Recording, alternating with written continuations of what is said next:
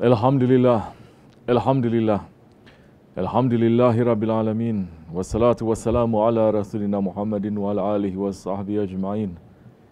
Nahmadullah ta'ala wa naghtafiru nashhadu an la ilaha illallah wahdahu la sharika lah wa nashhadu anna Sayyidina Muhammadan abduhu wa habibuhu wa rasuluhu sallallahu alayhi wa ala alihi wa azwajihi wa ashabihi tabi'i khulafa rashidin mahadin min ba'dihi wa zalimati ala tahqiq khuzza minhum alamati khulafa rasul ala tahqiq Umar al-Mu'minin Hazreti Abdulkerim Umar Osman wa Ali wa ala baqi sahabi tabi'in ridwanullah ta'ala alayhim ajma'in. Ya ayyuhal mu'minul hazirun ittaqullaha ta'ala wa tuhinna alladhina hum muhsinun. Alhamdulillahi Rabbil Alameen wa salatu wa salamu ala sayyidina al-anbiya wal mursalin sayyidina Mawlana Muhammadin wa ala alihi wa sahbihi ajma'in. All praises are due to Allah subhanahu wa ta'ala, the Lord of the universes. All praises are due to Allah, who is the first, the last, the manifest, the hidden, the one who has might and power over all things.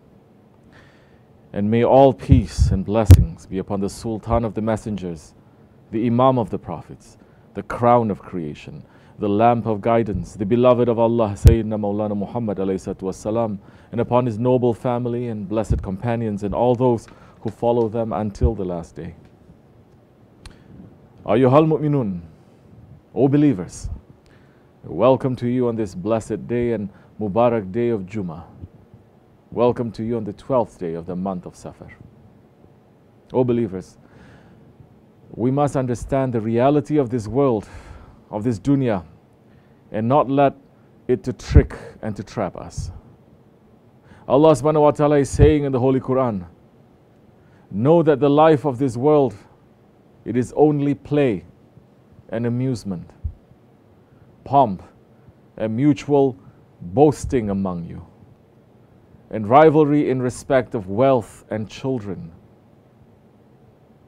Just like the vegetation after rain, and the growth is pleasing to the tiller, afterwards it dries up and you see it turning yellow, then it becomes straw. But in the hereafter, there is a severe punishment and there is forgiveness from Allah and His good pleasure for the believers. Whereas the life of this world, it is only a deceiving enjoyment. The Holy Prophet ﷺ is saying, the dunya is the prison for the believers and the paradise of the unbelievers. And Hazrat Hassan al-Basri, Qaddatullah Sir, is giving advice to us, speaking about the reality of this dunya and saying, beware of this land. It is decaying, it is misleading, and it is deceiving. Being decorated by its lies and having tricked so many by its traps and having killed its people with its hopes. It looks forward with anticipation towards the one who proposes to it for marriage, because it becomes like an unveiled bride. All the eyes are looking towards it, and the souls are in love with it, and the hearts are captivated by it. O believers, understand that the promises of this world, they are false, and that the ones who chase after this dunya, they are destroyed. Allah subhanahu wa ta'ala is saying in Surah Al-Hud, Bismillah ar-Rahman ar-Rahim, whoever desires the life of this world and its glitter, we fully repay them for their deeds therein, and they therein, they will not be deprived. Those are the ones for whom there is not in the hereafter but the fire, and lost is what they did, and worthless is what they used to do. One of the greatest awliya Allah, Hazrat Ibrahim ibn Adham, was traveling in the desert one day when an arrogant type of soldier approached him and said, "Who are you?" Hazrat Ibrahim said, "A servant." The soldier then said, "Where is the city?" Hazrat Ibrahim pointed to the graveyard. The soldier said, "You are making fun of me?" And started beating Hazrat Ibrahim's head, and he broke it. Blood was pouring out of Hazrat Ibrahim's head, and this soldier put a rope around Hazrat Ibrahim's neck and dragged him. Some people from the nearby city saw that what was happening and yelled at the soldier saying, "Oh, you ignorant one, this is Ibrahim ibn Adham, the friend of Allah. The soldier put his head on Hazrat Ibrahim's head and began begging for forgiveness and said, "You told me you were a servant." Hazrat Ibrahim said to him, "Who is there that is not a servant?" The soldier said, "I broke your head and you still prayed for me." Hazrat Ibrahim said, "I prayed for you to be blessed because I will be rewarded with paradise for the way you treated me, and I don't want you to earn hell for giving me reward." Finally, the soldier said, "Why did you point to the graveyard when I asked you where the city was?" Hazrat Ibrahim said, "Because every day I see that the graveyard becomes more crowded while the city becomes more empty."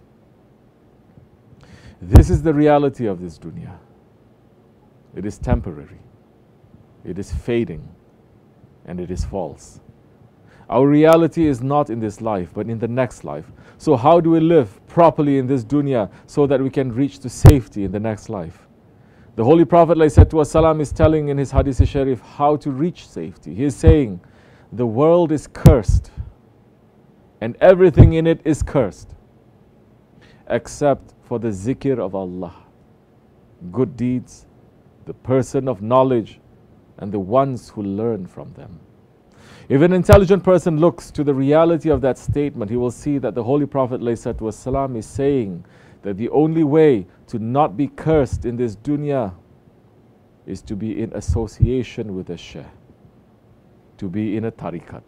Alhamdulillah, we have been blessed that we are in the association of one of the greatest sheikhs in the most distinguished tariqat. And what are we learning in the association of our Shaykh? We are learning to remember Allah. We are learning to increase in our good deeds.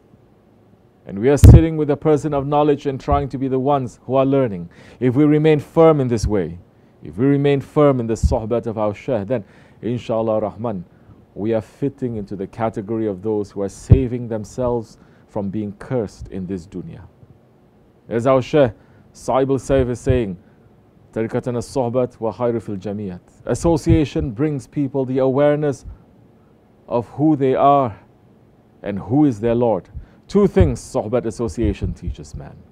It makes man aware of himself, and it makes man to be aware of his Lord. These are the two most important matters that man has to learn. If man is not learning this, he can claim as much as he wants that he is a religious man. He is just becoming a robot going up and down. You may be knowing the rituals, the orders that are coming. This is how you have to pray. This is how you have to make wudu. This is how you have to do. But it's not giving you so much. It has to make you aware of yourself. Who are you and who is your Lord? In reality, O believers, the only safety, the only happiness in this life and in the next life is to be in the association of a friend of Allah. One of the grand sheikhs of the Shazili Tariqat, Hazrat Abdulkerim al-Madian, is saying, what pleasure is there in this life other than the sohbat of the friends of Allah? They are the sultans, they are the masters, they are the princes. So join their sohbat and learn the adab of their gatherings and keep your duty to them, even if they ignore you. So spend your time with them wisely and always be fully present with them. And understand that Allah is always happy with the ones who are with His friends. O believers, if we want to leave this dunya with this safety, we should stick to the association of our Shaykh, no matter what.